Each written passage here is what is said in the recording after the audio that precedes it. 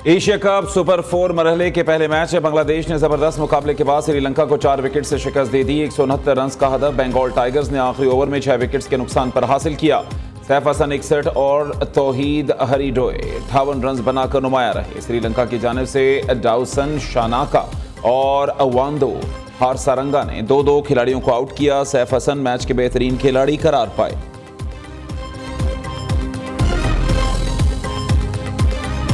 Asia cup super 4 मरहला Dubai के सहरा में एक और हाई वोल्टेज टाकरा आज होगा। ग्रुप मैच में हाथ ना मिलाने वाले फिर से शाहीनों से टकराएंगे। दिलों की धड़कनें होंगी तेज। हर शॉट और हर बॉल शायकीन के लिए होगी सोहाने रूह। मैच को मुतनाज़े रेफरी एंडी पाइक्राफ्ट ही सुपरवाइज करेंगे। आसाब शिकन मुकाबले के लिए माहिर नफ्सियात का भी टीम को लेक्चर। हैंडशेक तनाज़े के बाद होने वाले मैच के टिकट्स की मांग भी बढ़ गई। कम से कम टिकट 27,000 रुपए में दस्तयाब। कौमी कप्तान सलमान अली आगा की प्री मैच कॉन्फ्रेंस मनसूख। टीम की मामूल की प्रैक्टिस। बड़े मैच में कामयाबी के लिए शायकीन क्रिकेट ने भी उम्मीदें बांध ली। क्रिकेट लवर्स कहते हैं शाहीनों के पास हिसाब चुकता करने का बेहतरीन मौका है।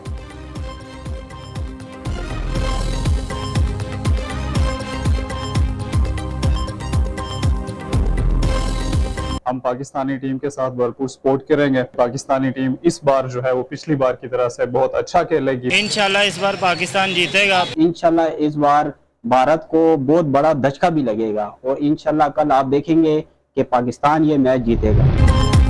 भारत के खिलाफ अहम मैच में कौमी क्रिकेट टीम ने हिकमत अमली तय कर ली। टीम मैनेजमेंट और कप्तान की प्लेइंग 11 के हवाले से मीटिंग। ओपनर साइम अयूब को 4 नंबर पर बैटिंग कराए जाने और हसन नवाज को ड्रॉप किए जाने का इम्कान। चेयरमैन पीसीबी मोहसिन नकवी की कौमी टीम से मुलाकात। खिलाड़ियों का हौसला बढ़ाया। हेड कोच माइक हेसन से गुफ्तगू भी की।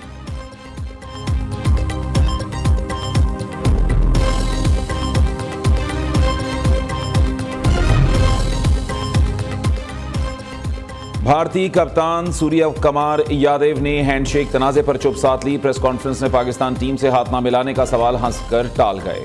सहाफी ने सवाल किया, क्या अगले मैच में भी भारतीय टीम वही करेगी जैसा पिछले मैच में किया था? भारतीय कप्तान सवाल हंसते हुए टाल गए और कहने लगे, अच्छा आप बॉलिंग की बात कर रहे हैं, हमने बॉलिंग अच्छी की थी। भारतीय कप्तान के मुताबिक पाकिस्तान के खिलाफ मैच में अच्छा मुकाबला होगा। हर गेम नया चैलेंज होता है। पाक भारत रकाबत का कुछ नहीं कह सकता। आम मैच से कबल भारतीय टीम को धचका। ओमान के खिलाफ मैच में जख्मी होने वाले अक्षर पटेल की पाकिस्तान के खिलाफ मैच में शिरकत मशकूक।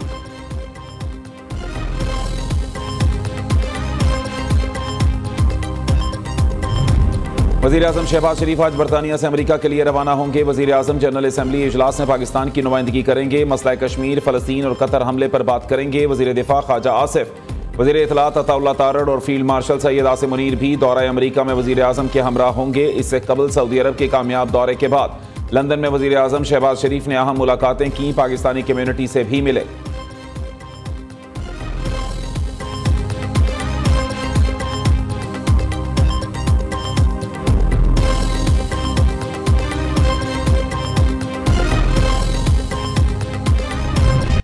फितनाल हिंदुस्तान का दहशतगर्द अफगानिस्तान में पुरअसरार तौर पर हलाक। दहशतगर्द गुल रहमान और फुस्ताद मुरीद जाफर एक्सप्रेस हमले का मास्टरमाइंड। सिक्योरिटी फोर्सेस चीनी बाशिंदों, मासूम शहरियों और मुख्तलिफ इदारों पर हमलों में मुलव्वस था। गुल रहमान फितनाल हिंदुस्तान मजीद ब्रिगेड का ट्रेनर और ऑपरेशनल कमांडर था। फितनाल हिंदुस्तान ने Jaffar Express, Karachi Gwadar PC hotel में दहशतगर्दाना कार्रवाइयाँ की। अमरीका फितनाल हिंदुस्तान के मजीद ब्रिगेड को आलमी दहशतगर्द तंजीम करार दे चुका। पाकिस्तान और चीन का फितनाल हिंदुस्तान के मजीद ब्रिगेड को अक़वाम मुत्तहिदा की दहशतगर्द फहरिस्त में डालने का मुतालिबा।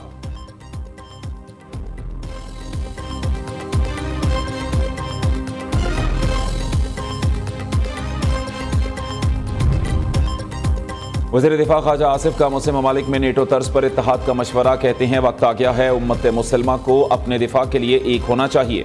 एक मुल्क पर हमला हो तो सब साथ होंगे। कुछ दोस्त ममालिक पाक सऊदिया दिफाई माहदे का हिस्सा बनना चाहते हैं। माहदा अभी शुरुआत है। माहदे से सऊदी अरब का मगरबी ममालिक पर इन्हिसार कम होगा। पाकिस्तान किसी मुल्क पर हमले का इरादा नहीं रखता। जहरियत हुई तो दिफा करेंगे। पाकिस्तान और सऊदी अरब के बरादराना ताल्लुकात दिहाइयों पर मुहित हैं। हमारा वजूद ही हरमैन शरीफैन की बदौलत है। सऊदी अरब में मुकीम पाकिस्तानी अपने मुल्क की तरक्की के लिए दिन रात काम कर रहे हैं।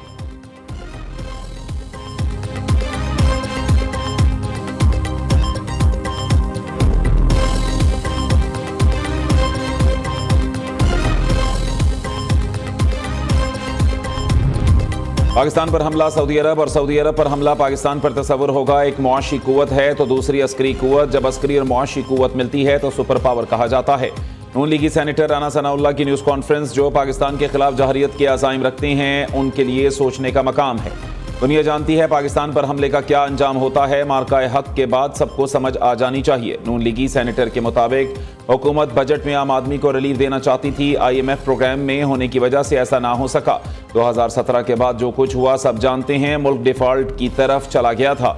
PDM की हुकूमत मुल्क को बेहतरी की तरफ लेकर गई। नून लीग की हुकूमत में कौम को खुशखबरियां मिलती हैं।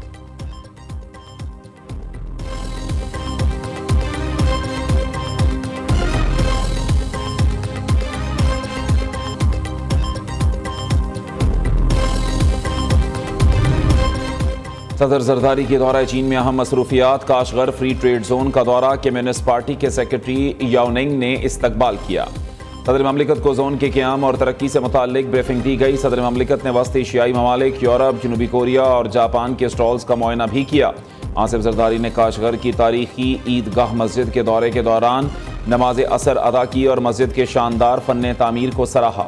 सदर को मस्जिद की तारीखी अहमियत और विरसे पर ब्रीफिंग दी गई। सेनेटर सलीम मांडवीवाला और दूसरे ममालिक के सोफरा भी हमरा थे। सदर आसिफ जरदारी से सरीन एयर के CEO की मुलाकात। सदर की सरीन एयर के तैयारों की तादाद बढ़ाने की दरख्वास्त। डॉक्टर यांग की पाकिस्तान में मजीद सरमायाकारी की यकीन दहानी। पाक फजाइया के साथ JF-17 एवियोनिक्स में ताउन के बारे में भी सदर को ब्रीफ किया।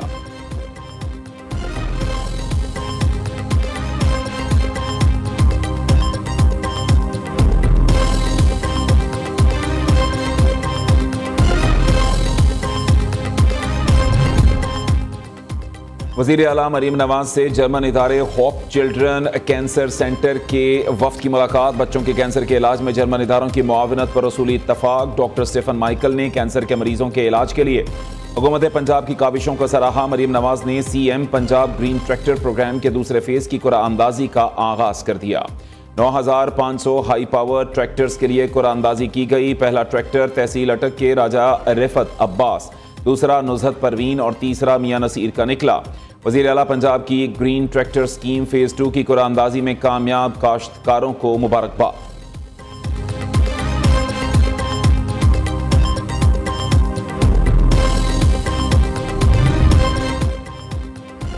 सर्वाइकल कैंसर से बचाव की वैक्सीन के हवाले से ज़ेरे गर्दिश अफवाहें गुमराहकुन हैं। वफाकी वज़ीर सेहत की प्रेस कॉन्फ्रेंस। कहा, पाकिस्तान दुनिया का 191वां मुल्क है जहां ये वैक्सीन हो रही है। बहुत से इस्लामी ममालिक में भी ये वैक्सीन की जा चुकी।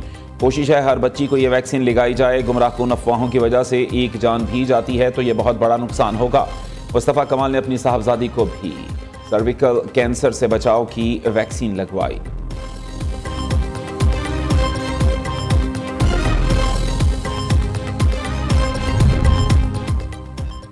कराची की तकसीम जायज़ है तो सिंध की तकसीम गलत कैसे? पंजाब और खैबर पख्तूनख्वा में सूबे बन सकते हैं तो सिंध में सूबा क्यों नहीं बन सकता? वफाकी वज़ीर तालीम खालिद मकबूल सिद्दीकी का सवाल।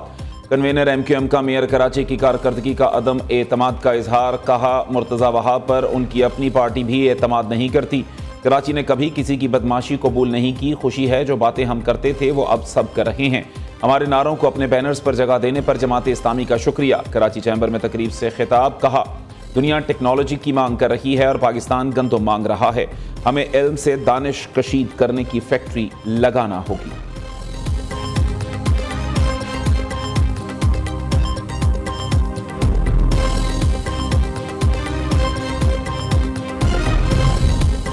MQM का कराची में बिजली की तरसील में बददियानती पर के इलेक्ट्रिक के खिलाफ हाई कोर्ट से रुजू करने का ऐलान। ख्वाजा इजहारुल हसन कहते हैं, कराची की तबाही की जिम्मेदार पीपल्स पार्टी है।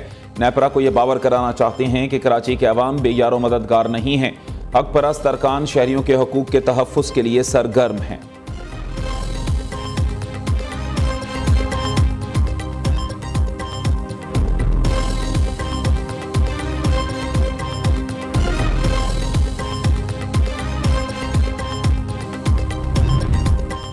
Chairman Peoples Party Bilawal Bhutto Zardari 37 बरस के हो गए। बिलावल भुट्टो ने कौमी सियासत में अपनी पहचान नौजवान क़यादत के तौर पर बनाई। खारजा उमूर के वजीर की हैसियत से उन्होंने दुनिया के बड़े फोरम्स पर पाकिस्तान की नुमाइंदगी की और कश्मीरी आवाम के हक में आवाज़ बुलंद की।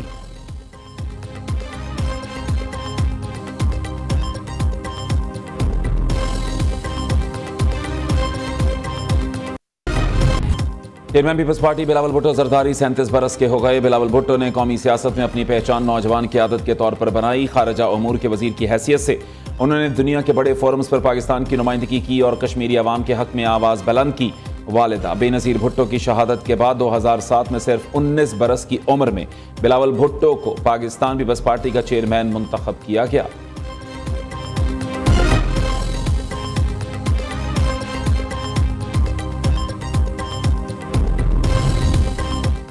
मुल्तान में मोटरवे M5 का मगरबी हिस्सा भी सैलाबी पानी में बह गया। इससे कबल मोटरवे M5 के मशरकी हिस्से में सैलाबी पानी से शिगाफ पड़ गए थे। मरम्मती काम मुकम्मल होने तक मोटरवे M5 का मुतासिरा हिस्सा ट्रैफिक के लिए बंद कर दिया गया।